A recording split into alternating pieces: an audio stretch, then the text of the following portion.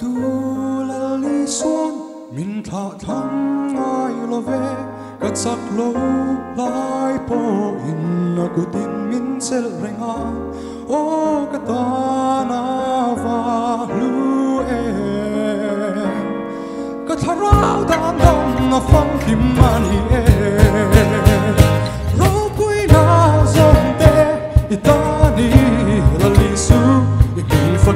no ka sai zelanga dom chu ni zong te hian I min choi moi nan ha kan sa e fak na dari moi pat chua he nei hi khat se hallelujah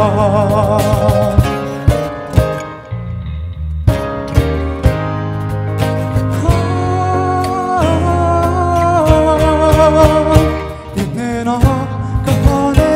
kanune kanei zong te na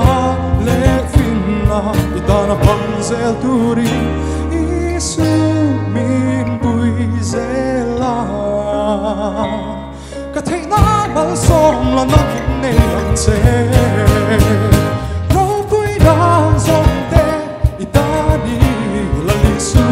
I mi fakin no ka sai zela na dom su ni som te ya I min soi moi na ka kan sa e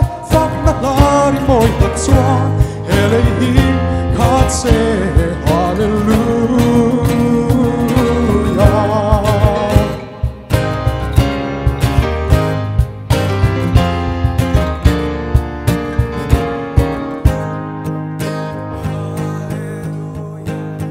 hallelujah hallelujah amin fa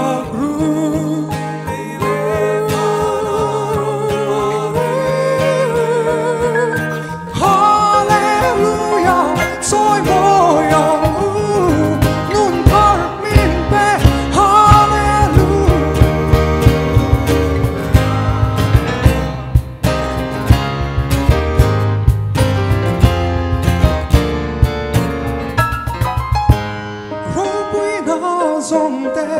itani la li su